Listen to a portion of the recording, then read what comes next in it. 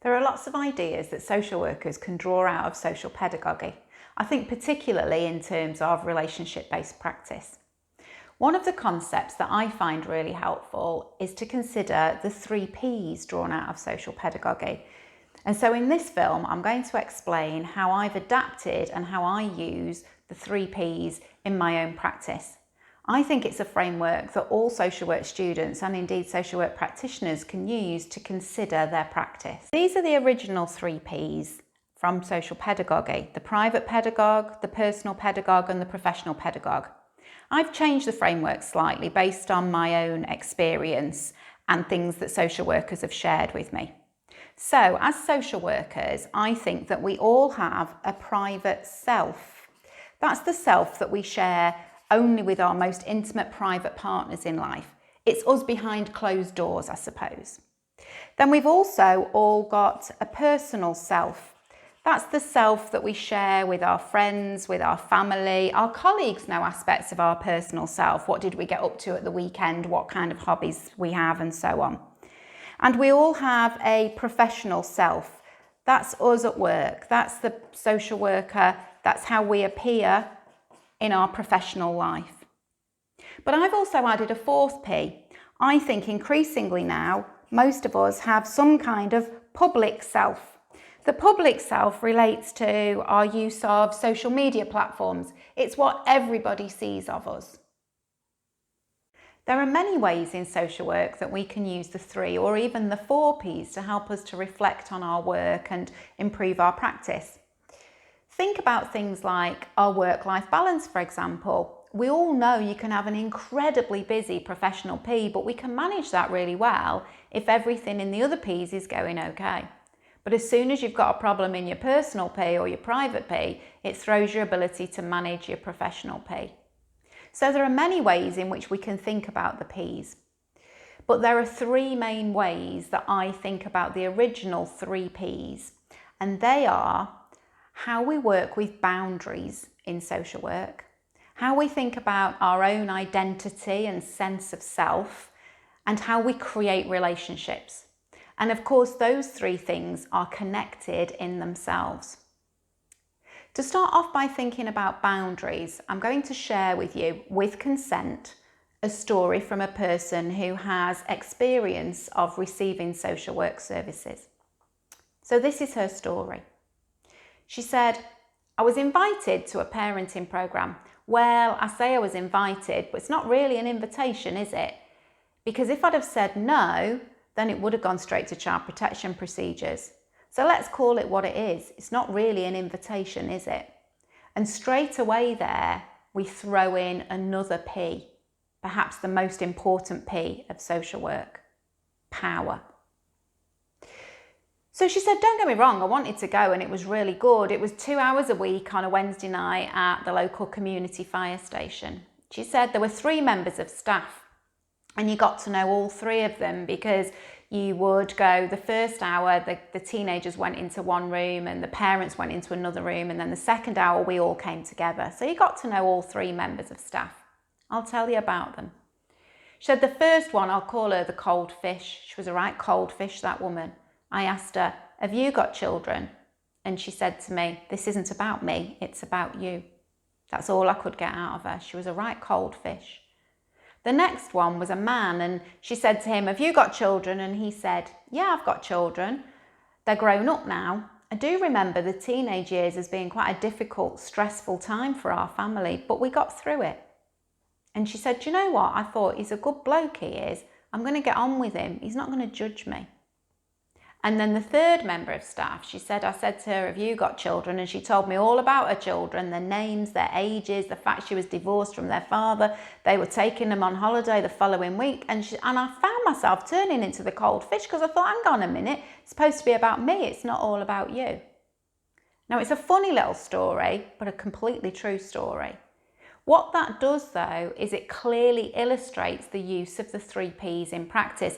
The first woman, the cold fish, she was only willing to stay in her professional P. The second one, the man, he shared just enough about himself, just a little bit of his personal P, to help him to create a relationship with this woman. And the third one, she didn't just blur the boundaries, she smashed through all of them and went far too far into her private P. So the P's can help you to think about boundaries. Where do our boundaries lie? What do we share with people to help us to create connections and relationships? In terms of other uses of the 3 P's, I'm going to share with you another story, but this time the story is all about me. Quite a few years ago now, I had a stroke. It was a significant stroke. I lost the ability to read and write, for example. And that was really important for me to relearn to read and write because I wanted to be able to get back to work. So the neurologist that was in charge of my care sent me to see, I can't remember now if they were an ophthalmologist or an optometrist, but somebody like that. And at that point in time, in England, social workers had just become registered with HCPC. So you need to keep hold of that and remember that. Now, every time I went to see the ophthalmologist, she knew that I was struggling at that point with names. So she would really helpfully point to a badge like this. She'd say, "Hi, remember me? I'm Mary. I'm the ophthalmologist." I can't remember if her name was Mary, but she'd point to the badge. And what I realised at that point was there were 2 things that I could recognise on that badge, and they were both logos. I couldn't read, but they were both logos that I learned to recognise.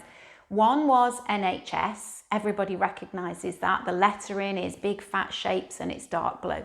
But the other one was HCPC. So each time I went to see her and she'd point to a badge, I'd say, "I'm registered with HCPC as well. I'm registered with HCPC as well." She never once asked me what as. She would just say, "Okay, can you see this? Let's test this out." Now, quite a long time later, I discovered that this was used as a way of diagnosing an aspect of my care. So when I later, about 6 months later, read my nursing records, I saw that it was written on there that I had developed aphasic communication and that the ophthalmologist had described repetitive communication which lacked purpose. Now, okay, I was repeating the fact that I was registered with HCPC, but it certainly didn't lack purpose, did it? What I was trying to do was reclaim my professional P. When you're in hospital, you're stripped of every sense of who you are. You're stripped of your private P, your personal P, your professional P, your public P. You're stripped of everything and you simply become another P, a patient. And this is where that whole aspect of power comes back into play. You've probably all been in a hospital bed at some point. Just take yourself to that time where you're lying in a hospital bed and somebody comes up to the end of your bed, and if you're lucky they look at you, but normally they just pick up the thing at the end of your bed and they'll say, "Have you opened your bowels today?" Now that's the most intimate, private question. I can pretty much guarantee that nobody's had that conversation with you today. But when people have a uniform on and it gives them a sense of professional power, they feel able to just come up and ask you some of the most intimate, private questions in life. Now, of course, as social workers, we ask people very intimate, private questions. What sometimes makes it worse is that we're in that person's private space. So let's not just think about the P's as aspects of ourselves, but let's think about the P's in terms of environment. That hospital is a professional or even public environment. But when we go into people's homes, we're going into their personal and private spaces. We need to think about how we can create a connection with that person without going straight into those very private, intimate questions. And one of the ways that we do that is we share a sense of ourself. We share an aspect of our professional P.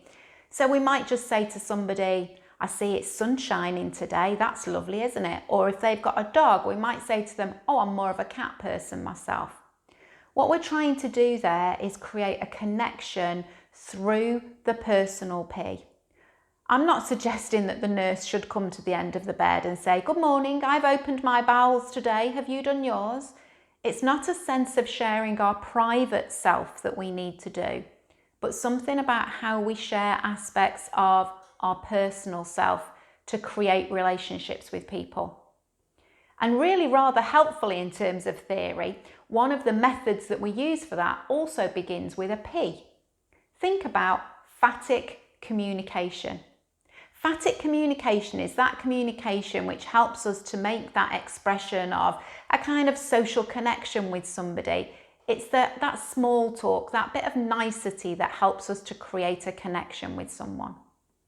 So I hope that this film has helped you to think about the 3 P's, or even with that slight addition of the 4th P. Perhaps you could use the P's to reflect on your own practice or reflect on a situation that you observe.